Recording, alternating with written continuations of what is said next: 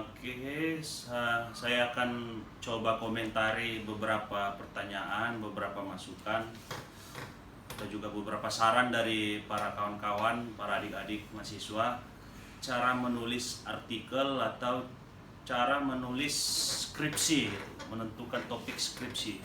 Sebenarnya kalau untuk skripsi itu tergantung pada diri kita, jangan lagi skripsi itu ditentukan oleh dosen pembimbing. Ini yang menjadi gawat gitu.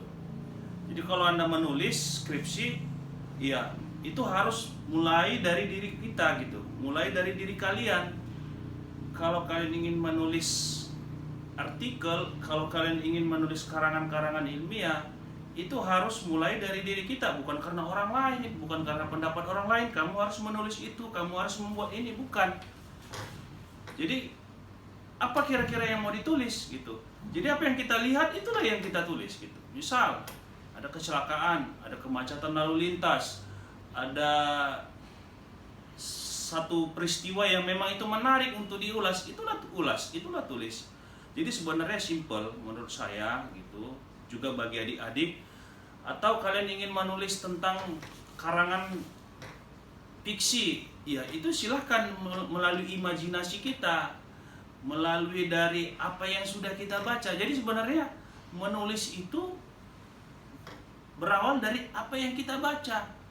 Orang menulis pasti membaca belum tentu menulis. Nah, itu yang paling terpenting. Jadi sebenarnya kalau kalian ingin memulai sesuatu, ya lakukanlah sesuatu dari hal yang terkecil. Kita tidak perlu mengikuti arus utama, atau paling tidak mengikuti yang sedang hits gitu, yang sedang hot gitu, atau yang sedang nge-booming gitu. Ini yang harus kita hindarkan gitu. Jadi harus ada sesuatu yang harus kita lihat, harus ada sesuatu yang memang itu menarik untuk diulas, menarik untuk diangkat, dan ini yang akan menjadi daya jual yang sangat tinggi, dan para pembaca itu akan melihat itu gitu. Ada sesuatu yang baru kita kasih, ada sesuatu yang baru yang kita buat.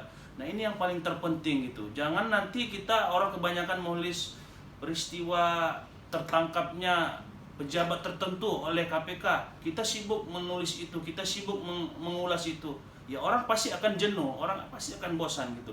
Cobalah cari sesuatu yang memang itu baru gitu. Atau paling tidak untuk seorang penulis pemula gitu, untuk seorang penulis pemula, kita harus bisa dan membiasakan diri membaca buku, membaca beberapa artikel, membaca bacaan yang memang itu menarik menurut kita. Bukan karena harus buku saja kita baca, jurnal juga bisa kita baca, surat kabar juga, majalah juga. Itu bisa menjadi bahan bacaan yang memperkaya bahasa kita nanti, memperkaya kosakata dalam tulisan. Itu yang paling terpenting. Jadi sebenarnya ya kalau kembali ke diskusi awal, kalau kalian ingin menulis, ingin mengulas sesuatu, cobalah cari sesuatu yang memang belum dilihat oleh orang lain, sesuatu yang sama sekali belum diulas orang lain. Bukan karena itu hal yang aneh, tapi sebenarnya itu untuk melengkapi sesuatu yang sudah dikerjakan oleh orang lain. Itu. Jadi jangan kita coba mencari sesuatu yang baru, tapi yang baru itu kita anggap sangat baik, sangat jarang diulas, tidak gitu. Tapi coba kita bandingkan dulu dari beberapa yang sudah ditulis oleh orang gitu. Kita bandingkan apa yang kurang gitu, apa yang perlu dilengkapi, apa yang menjadi kelemahan di situ yang perlu kita ulas. Jadi kalau kita ingin mengulas atau ingin menulis skripsi misalnya, ini kan menjadi persoalan gitu. Apa judul skripsi yang menarik, apa yang tema yang menarik gitu. Sebenarnya bukan judul yang kita cari dulu, bukan tema yang kita dudukkan, tapi persoalan gitu. Persoalan apa yang perlu diangkat sehingga menjadi tema gitu. Itu yang paling terpenting.